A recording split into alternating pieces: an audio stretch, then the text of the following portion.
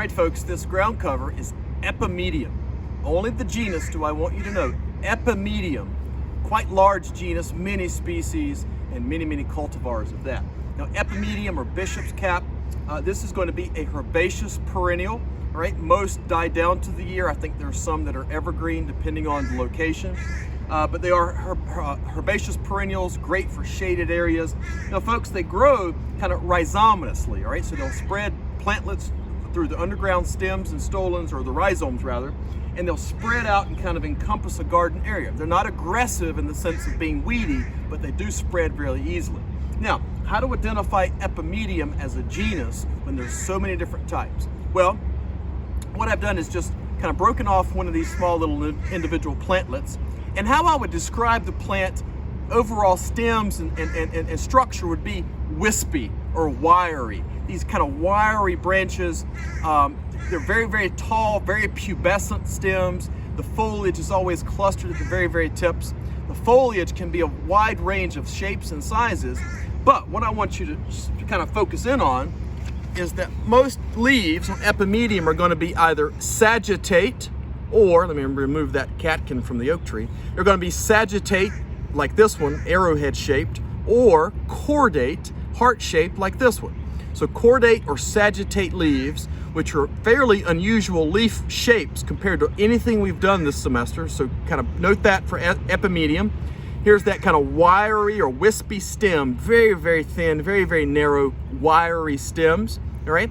And then the flowers, when they flower, again, folks, a lot of different flower colors and shapes, but I'm going to make sure that you see, for the exam purposes, this yellow form, just to not confuse you with any flower colors. But here are the flowers of Epimedium. They're really clustered racemes. Becky just noted that the individual flowers look like little daffodils, and on this particular species, I would agree, all right?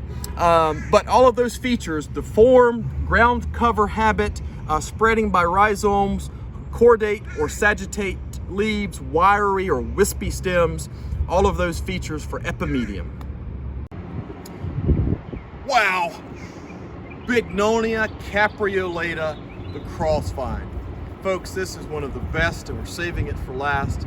Bignonia capreolata, this is a native evergreen vine, and in the spring of the year, it offers a flower show like none other, okay? So, a few neat things about this from an identification perspective, all right? This climbs by twining nutation, all right? This plant also has some tendrils, those modified leaves, okay? So, the leaf arrangement is opposite, and the leaves are trifoliate, all right? Very distinct. The leaves are opposite and trifoliate. I've got some samples here I'll show you in just a second, because it's not as simple or as boring as opposite and trifoliate. They take it a step up, all right? I'll show you what I mean by that in a second, all right? Before I zoom in on the foliage, I did just want to mention the flowers and just talk about the flowers for a second. The flowers, there's multiple cultivars of this. Tangerine Beauty, I think, is this one, but the flowers range in orange to purples and reddish colors, but there's a multitude of colors, even a yellowish in this particular variety, but I'm only going to show you this particular color, okay? I'm not going to switch up any colors on you as far as separating from the orange and the purples that you're seeing here. But when it's in full flower, folks, it nearly covers the entire foliage. It's really a spectacular sight, all right? Now, if you come in a bit closer, now what I want to do, and I'm just going to squat down here and then let Becky just stay there, all right? I took a sample of the leaf, stem. Here's the stem, and notice right here the separation. See the node, all right? That tells you that the leaves are opposite, okay? So I've got one finger on one leaf and the other finger on the other leaf, okay? They're opposite, all right?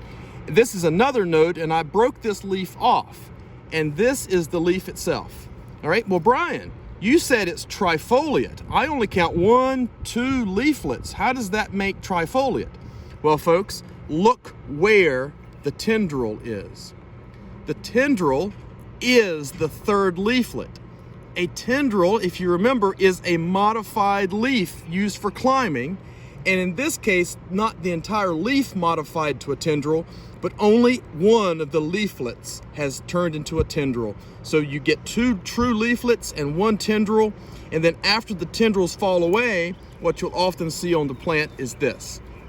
a two-leaflet compound leaf. All right, so in review, opposite leaf arrangement. The true leaf type is trifoliate, but once that tendril falls away, you'll often only see a double set of leaflets. Okay, really neat morphology on Bignonia capreolata.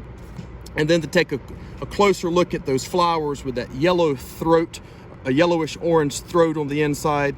These would be bell-shaped or trumpet-shaped flowers. Probably trumpet is most accurate, but just really interesting, very stunning flowers, very, very large. Bignonia capreolata, our native crossvine.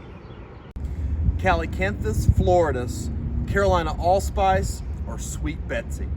Carolina allspice, Sweet Betsy, either common name is fine. Calicanthus floridus. Folks, this is one of our native deciduous shrubs. All right, going to get 6-8 feet tall, spreads by kind of underground root suckers, so it will kind of spread over time. Wet soils, all kind of cool environments that this plant will grow in. Now, we're lucky that it's in full flower, and I wanted to make sure you see this plant because oftentimes it kind of gets underutilized. All right, oh, there goes the mask. Unlike the mask, which are overutilized, but nonetheless. So first, let me tell you about the foliage, and then I'll zoom in on these really neat flowers. Okay. The foliage of Calicanthus floridus is going to be opposite, simple. One of the other things, stay right there, mask. One of the other things, they're scabrous, and scabrous is a term that means like sandpaper, rough, like a cat's tongue. So these stiff hairs on the surface of the leaf cause it to be scabrous. As I'd mentioned, they're opposite. When they're fully unfurled and the leaf is full size, they'll easily be 5-6 inches long, quite large leaves. And the buds are hidden, subpedular buds.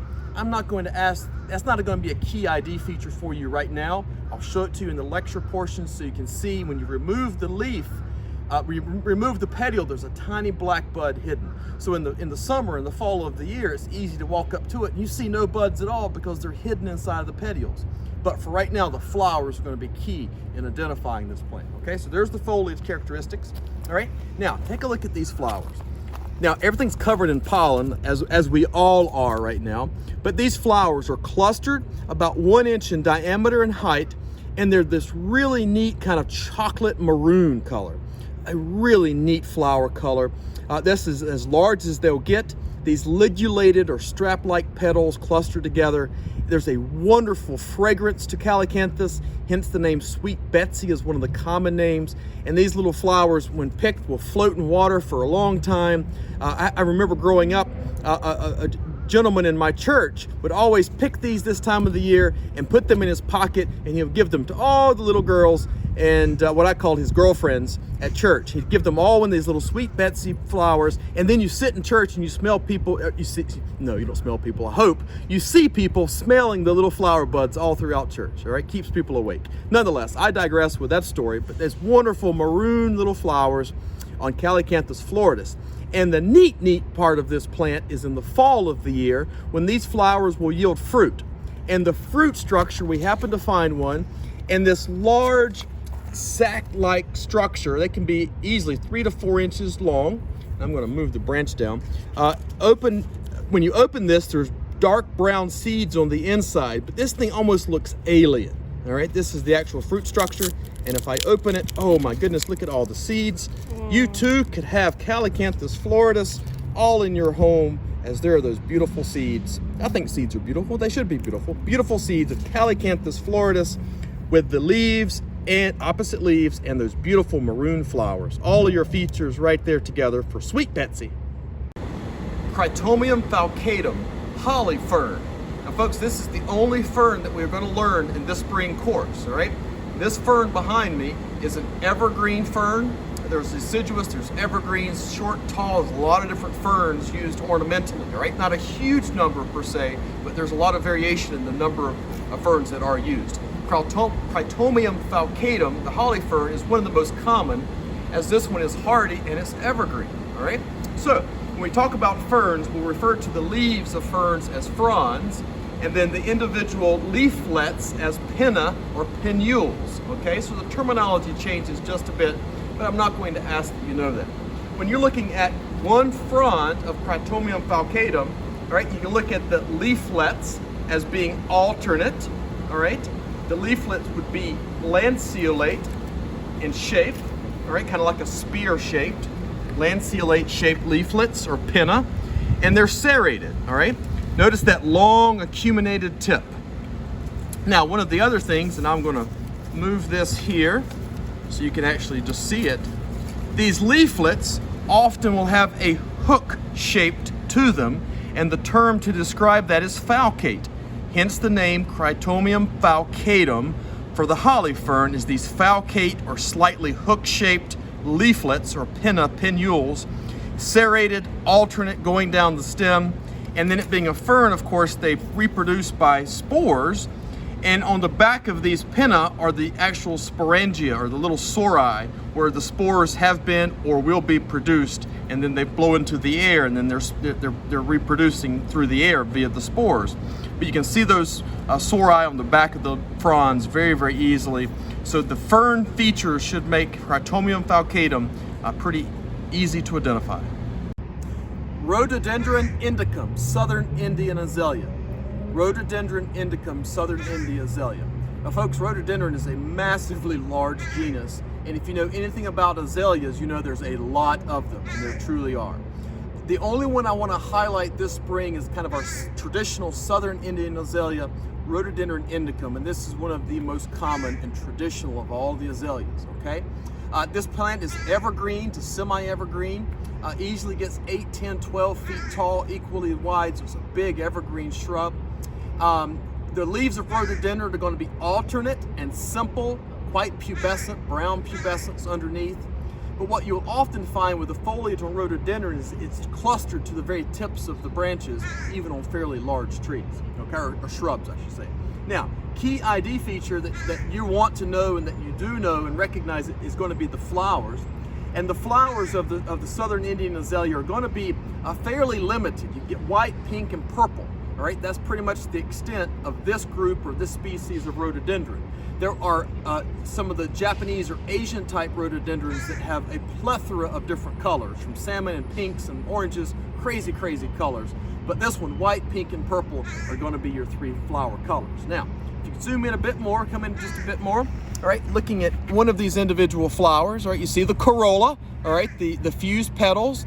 And one of the key ID features of Rhododendron Indicum is most often, now there's always exceptions, but most often you get one pistil, and there's the pistil right there I'm touching, and you can count it, but there are 10 stamens. One pistil and 10 stamens, and I don't know that all the flowers I've counted in my life, if I've ever found more than 2 or 3 that didn't have 10 stamens, right on the money, okay? 10 stamens, 1 pistil.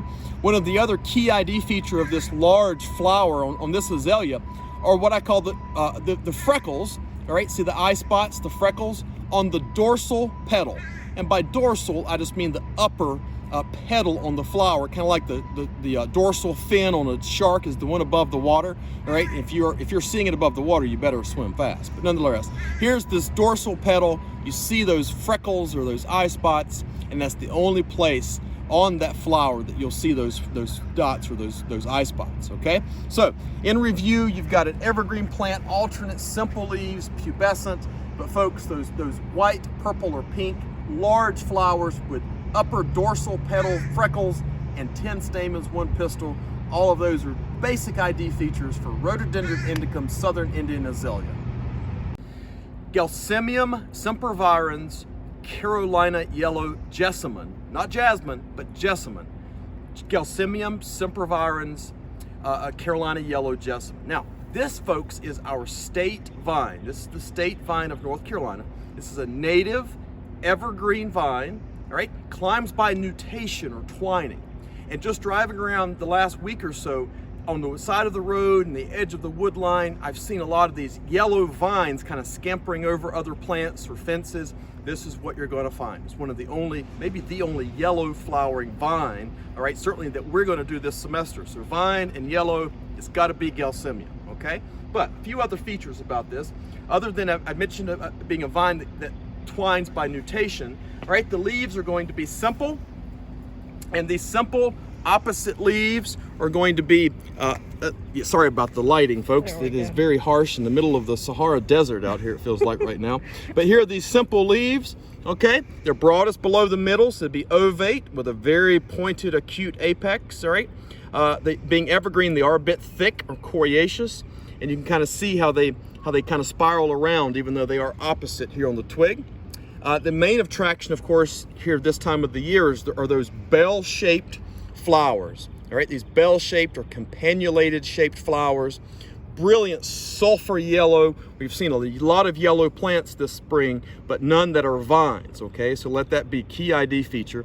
And these clusters of these yellow, beautiful kind of bell-shaped or trumpet-shaped yellow flowers, right? I like them actually as much when they're in their bud phase, before the flowers have opened. It almost looks like an air balloon to me, all right? And you can actually pop it a little bit. And then the last thing, what those flowers will yield is a fruit, and the fruit is a great example of a capsule, okay? So I'll just stop moving the sample around so Becky can zoom in.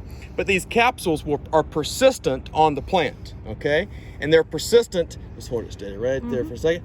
And they're persistent, and they're a key ID feature even when the plant is not in flower, okay? So if you come across a vine, all right, that climbs by nutation, and it's this really strange looking capsule, then it must be Gelsemium sempervirens. If you've ever seen the movie Tremors, where those underground big like worm critters come up, and Reba McEntire was in one of the, there's like 8 episodes or 8 series of this, but Tremor, it looks like the mouth of Tremor if you ask me.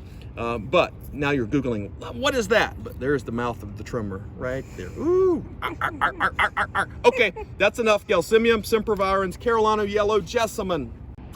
Pittosporum tubara variegata, variegated pittosporum. Pittosporum tubara variegata, the variegated pittosporum.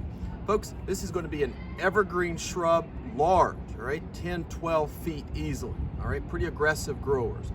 Pittosporum have some really neat features, and I think it may be the best plant that allows us to use as many of the different terms relative to vegetative morphology than any other plant, okay?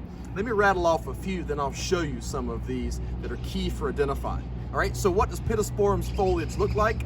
Well, you could say it's evergreen, it's simple, it's alternate, it's coriaceous, it's reticulate, entire, obovate, it's revolute, it's maculated. How about that for starters? All right, let's break that down just a bit more for what you need to know to identify this plant. All right, this is a cultivar, as you already know, variegata. The species of this plant is basically the exact same, except the foliage is green, whereas this one is variegated. That blotchy or maculated cream coloration on the leaves is what makes this variegata a cultivar unique. But the leaves are going to be simple, all right? Taking a relative, and I've got undulate. Oh my goodness, how do I forget that? All right, they are alternate, but they kind of whirl around in these clusters, okay? But the leaves are a bit undulated. They're simple, as I'd mentioned. You see some of that cream color variation. Undulate, meaning wavy.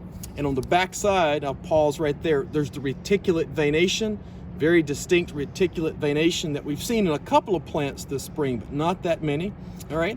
And then you see where it's bolting, all right? Bolting, of course, is just that bud that breaks and moves up quickly. And then the new foliage that comes out is gonna have that really bright, vibrant cream coloration as well, all right? Now, one of the other things to note, and I'll try to find another sample here. Oh, pardon me for breaking that off without a pair of pruners. Now, you see the flower clusters that are beginning to develop? The flowers on Pittosporum are going to be white, turning a yellowish color. They are kind of fragrant. They're quite fragrant, but they're hidden in the foliage. Despite the cluster of buds you see here, the hidden in the foliage makes the flowers present by smell, but not so much visually, okay? So you're not going to see these overabundantly visible when they're in full flower, okay? So, in review, you've got a large evergreen shrub, variegated foliage. The leaves are obovate, broadest across the top. They're reticulate, they're entire, they're undulate, they're revolute. They're all of those very neat features. And then I will show you in photograph form what the flowers and the fruit, which are not attractive, but I'll still show you what those look like, just so you know to look out for them. For Pittosporum tubara, cultivars variegata. Snapdragons, one of my favorite flowers. Antirrhinum majus, snapdragon. Now, snapdragons are perennials, often used as annuals. A lot of different types and varieties of snapdragon, Antirrhinum majus, all right?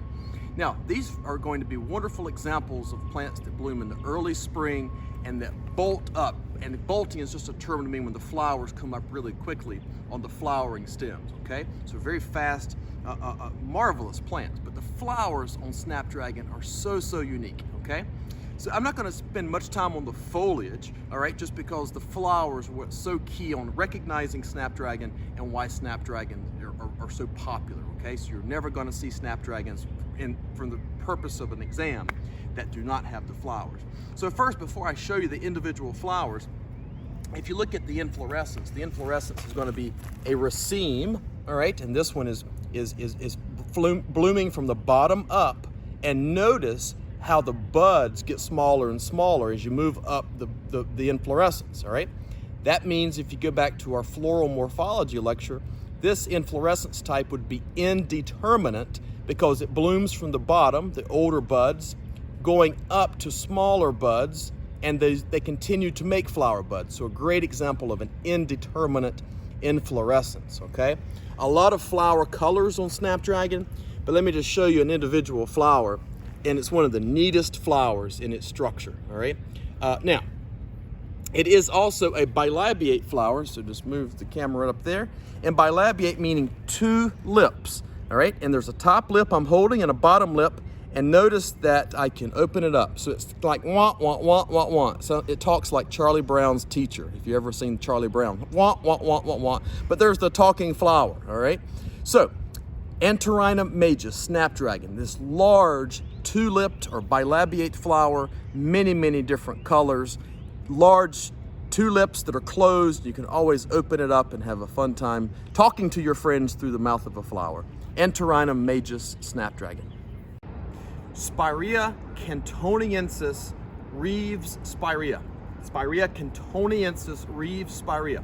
Now folks, unfortunately this is the only species of Spirea we're going to be able to learn this semester, but I do want you to take appreciation, or at least I hope you will, about Spirea as a genus and the number of species and the number of cultivars. It is a hugely important horticultural genus, okay? Spireas, especially in the spring of the year when they're just bursting onto the scene in full flower. Few shrubs flower as floriferously as Spireas, okay? But this one particular species is one of the most commonly used, Spirea cantoniensis. This is going to be a deciduous shrub, easily 6 feet tall, probably 4 feet wide, so they get to be quite large, above 6 if they're left unpruned for long enough. The leaves are going to be alternate and simple, all right? And if you just take a little closer look, alternate and simple. Now also notice this, all right? And I think I'm looking over the top of Becky's shoulder here, and the video seems to show this. The front side is a nice green, and then the back side's glaucous blue. Glaucous blue below and green above. All right, you see the alternate arrangement. The leaves themselves are fairly heavily serrated. All right, let me just move one of those out of the way so you can see the serrations on the leaves. All right, the broadest in the middle, so you could call it obovate. All right, it's also kind of triangular or an acute apex, serrated margins. The leaves are about 2 inches long, greenish blue glaucous below, bright green above. And then of course the flowers. And the flowers, just kind of showing a smaller sample here, these flowers are actually in corums, and they're pure white. And I'm just going to turn it upside down so you can see the kind of the arrangement of the individual flowers, but it's a corum type inflorescence. The individual flowers are pure white in color, and if you just pan over the plant, you'll see as many flowers as there are almost as many unopened buds. So this plant is not even at its greatest impact, okay? Give this another 5 days and you barely can see the foliage. Spirea is a wonderful deciduous shrub, alternate leaves, blue below, and those white clusters of corum flowers in the spring of the year. Prunus Laura cerasus cultivar is autoleucon cherry laurel. Prunus Laura cerasus autoleucon. Now, the Prunus Laura cerasus species is actually a small to medium-sized evergreen tree. But from that species, there have been a multitude of cultivars that are very common, smaller evergreen shrubs in the landscape. And this is one of 3 that are very, very common. Prunus Laura, autolucan cherry laurel. So what we have here is a medium to small evergreen shrub, probably about 4 feet by 5 or 6 feet wide. All right, leaves are going to be alternate. Leaves are simple. All right. As we've also seen with other members of the Rosaceous family and the Prunus genus, is shot hole disease. The Cercospora pathogen also puts those circular holes in the leaves. I'll show you these things. I just wanted to highlight some of those key features up front, okay? So first, let's take a look at this evergreen shrub, broad spreading, 4 to 6 feet wide, as I'd mentioned. I'll show you the leaves in just a second, but I want to go ahead and just point out what you're already looking at and probably enjoying a bit, and that is it's in full flower, and these flowers are axillary racemes, okay? Axillary racemes coming out of the axils of the leaves, and these racemes are about 3 inches long, all right? And the individual flowers are rather insignificant, but when they're packed together in these 3-inch racemes, they're really quite nice, really quite a showy display of a shrub in the early spring. Okay, I would also say if you could smell autolucan cherry laurel, it's really quite fetid. It's not very pleasant, okay? So I'm going to ask Becky to zoom on in just for a bit. And what I want to show you, you can see the leaf arrangement is alternate, simple. You see an up close of that axillary raceme of the flower, all right? And then I also wanted to show you, let me flip one of these leaves over. You can see the leaf at the shot hole disease, okay, which is can be a nice ID feature. A bit more about the leaves. They are alternate, simple, and I would call those elliptical or maybe lanceolate, but elliptical is probably the best leaf shape description, okay? Autolucan cherry laurel. Prunus Laura Kwanzan. Kwanzan cherry. Prunus Laura Kwanzan cherry. Folks, if it's spring, it's got to be cherry season. And when the cherries are in bloom, you know warm weather's on the way, and today's like 80 degrees, so that confirms it. This is one of the neatest, most impactful, I think is the right way of describing it, flowering trees in the landscape in the spring. All right, so Prunus Laura Kwanzan, this is going to be a small tree, 15, 20 feet tall, typically more broad spreading than they get actually tall themselves. Now, as a genus Prunus, and like all other cherries, the leaf arrangement, we'll get to the flowers in a second, you stay right there. The leaf arrangement is going to be alternate. Is that too shady, Becky? No, does it look good? Right, the leaf arrangement is alternate, they're simple. Now, these leaves are still unfurling, they're still coming out, okay?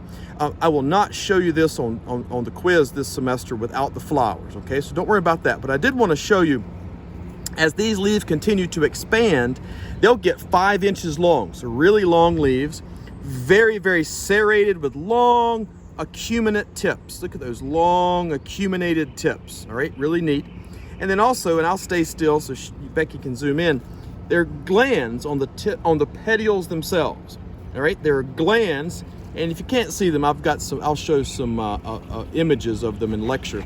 But there are wart-like glands on the petioles of Prunus Laura Kwanzan. There are glands on all Prunus species, but these are as large and visible as any other, okay? So you'll see those a bit clearer as the leaves get larger and larger, but also in the images that I share. So these alternate, simple leaves, they can be up to 5 inches long, serrated, acuminated tips, and wart-like, almost the size of pimples, a pair of wart-like glands right on the petiole, just below where the leaf blade attaches to the petiole, okay? So really neat features there about the foliage, I think. But the flowers, folks, these double flowered forms are almost like pom-poms, all right? And the neat thing about these double flowering pom-pom flowers on Kwanzan cherry is that one, they're a pure pink, like a powder pink, and they're pendulous. So if you just look at the one cluster that I was, probably the best portrait of me ever is behind a flower, but pendulous, showing down. The best place to enjoy Kwanzan cherry is almost from beneath it, all right? So Becky, depending on the sunlight may complicate that, just kind of panning up and looking at the cluster of these flowers. It's really neat. I don't think there's any other small tree that flowers like this one that you should get it confused with. Certainly nothing that we've done this semester, but just take a minute and enjoy Prunus Laura Kwanzan because we're going to take about 2 hours and sit here and enjoy it ourselves. After that, we'll finish filming lab. All right, Kwanzan cherry. Polygonatum odoratum Solomon seal. Polygonatum odoratum Solomon seal. Now, Solomon seals are going to be herbaceous perennials, okay? And here's a nice example of how Polygonatum odoratum has been planted. Now it's kind of creeping, and over time is encompassing this bed, okay? So this is a plant that likes shade, all right? Gets about 1.5 feet tall, maybe 2 feet tall, all right? It is, in some sense, it's very brittle, or almost succulent, okay? And to touch the stems, you can kind of feel how succulent they are. But one of the neat things about Solomon seal from an identification perspective, yes, it's in the shade, yes, it's a herbaceous perennial, but the foliage, it's a monocot, kind of in the grass kind of family, so to speak. The leaves are going to be alternate, simple, and those cream-colored variegations, okay? There are Solomon seal with other leaf colors, but I'm only going to stick to this one that I asked you to know. So these green leaves with these parallel veins and the cream-colored margins. You can also see, because it's kind of a grass, if you zoom in right there on the petiole, you'll notice that it's a sheathing leaf, all right? If I pull that back, you'll see that sheath that wraps around the base right where the petiole attaches to the stem. So a sheathing leaf, the leaves themselves are parallel veinations, cream-colored margins, and the flowers, folks, the flowers are axillary and they're pendulous. So while the flowers may be axillary and hanging down beneath these brightly colored leaves, they're still pretty evident because they'll open up bright white in color, and it's a really delicate flower, especially for perennial gardens or shade gardens. And these are still in the bud form, but in the coming days, they'll open up and be bright white flowers for you to enjoy for weeks and weeks for Solomon seal. Super easy plant to grow. And I've also pulled up one of the corms, these underground swollen stems. This is what they're propagated by. So you can easily dig these up and spread them. And this one you can see is about to send up a new shoot. I think this one's going home with Becky as soon as we're finishing flowering.